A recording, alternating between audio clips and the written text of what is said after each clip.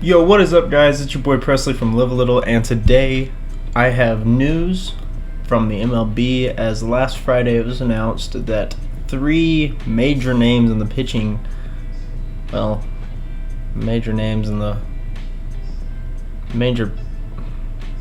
three major league pitchers that are very well known, were caught using illegal substances or thrown under the bus for using an illegal substance by a ex-staff member of the Angels. We're going to go over that in a minute, though, because I have a few things I want to run over personally first. So obviously, if you can't tell, I'm back at school. We're in the dorm room. I actually now have my own room, so that is a lot more convenient for these, and it actually brings me to the point where I'm going to try and start a upload schedule for the YouTube channel. Right now it is currently going to be every Tuesday, and that's just because I want bigger plans for 2021. It could grow the channel to where I want to be if I can start an upload schedule, and like for now it's once a week, it's every Tuesday. And we can get a couple months in. If I'm achieving that goal, then I can move on to twice a week, every Tuesday and Thursday, or 3 times a week, every Monday, Wednesday, Friday. We just get a new schedule going. It's just definitely better to start a routine very small, especially when I've been very inconsistent with uploads for so long now. Anyways, into the news. Friday, January 8th, many Angels pitchers, including Dylan Bundy, were accused of using illegal substances such as pine tar to influence/manipulate spin by a clubhouse attendant who was fired by the team in March of 2020 after nearly 40 years with the team. Other names, such as Yankees pitcher Gerrit Cole, Astros Justin Verlander, and Max Scherzer of the Nationals, were also mentioned. Although I cannot personally confirm or deny the accusations, I could definitely see these being possible with the progression of a 36-year-old, however old he is now, Justin Verlander, being so successful and increasing spin rate. Both him and Gerrit Cole did so whenever they joined the Astros.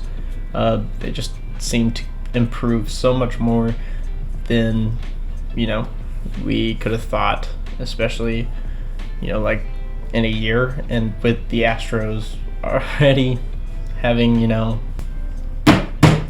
thing going on, pretty much say that this is very possible.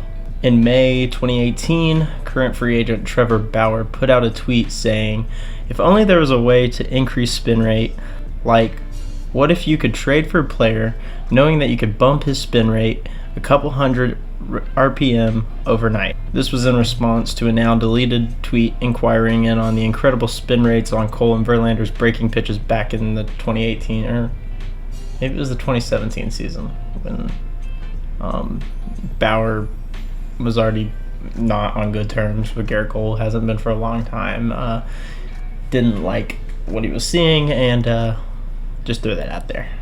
On Friday, he quoted that tweet saying, "It's almost like it did exist."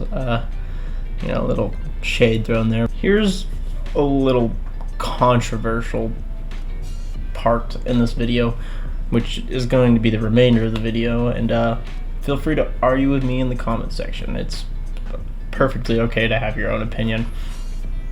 But over the past few years, Robert Manfred and the MLB have been experimenting with new ways to increase the attendance and media views and ticket sales. Well, that goes with attendance, I guess. But, they want to enhance all this stuff, and they have not gone about it the right way at all.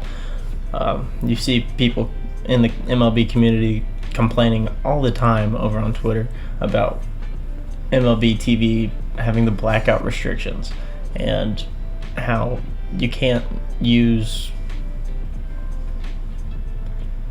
MLB highlight videos in your YouTube video without the fear being struck in you that copyright is going to be slapped down on it. And it's just, like, the NFL is not the same way at all. The NBA is not the same way at all.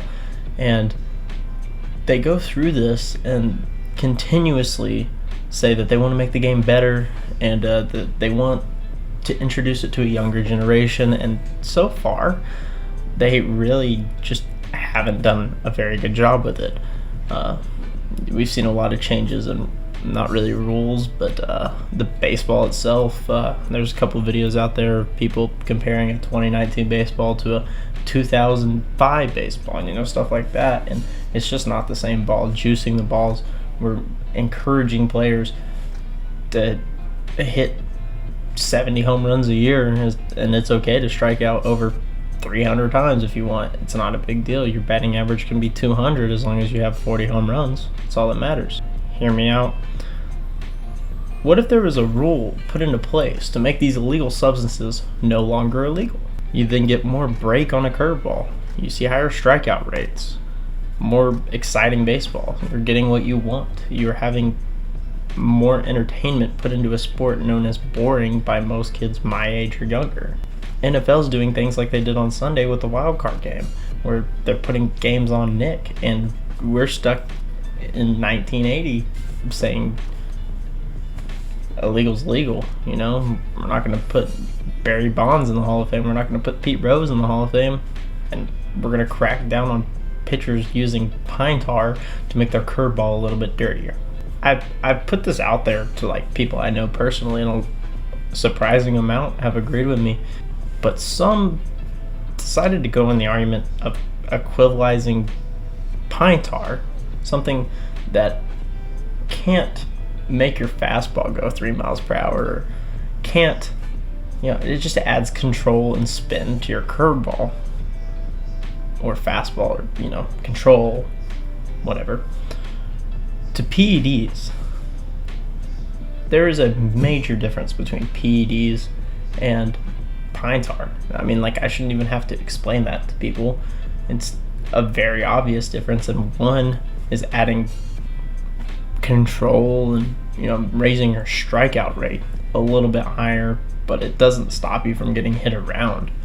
A PED can virtually turn somebody who's hitting 22 home runs a year into a 50 home run hitter out of nowhere.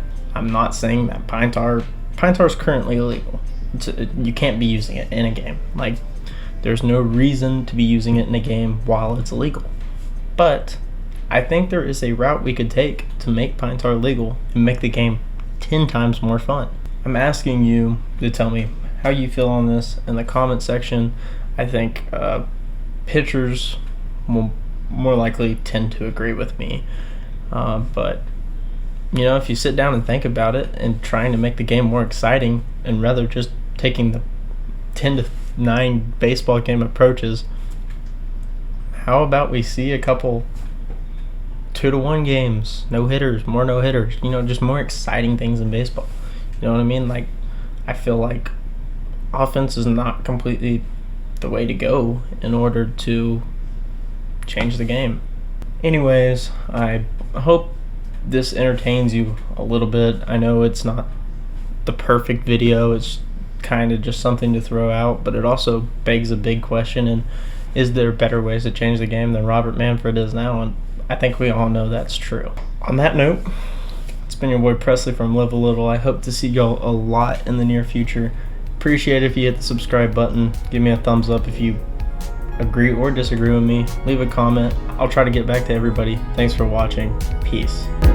Those gorgeous blue eyes, they look even better when we're sky high. If we can leave this place, wouldn't you love to run away? She gives me... Okay.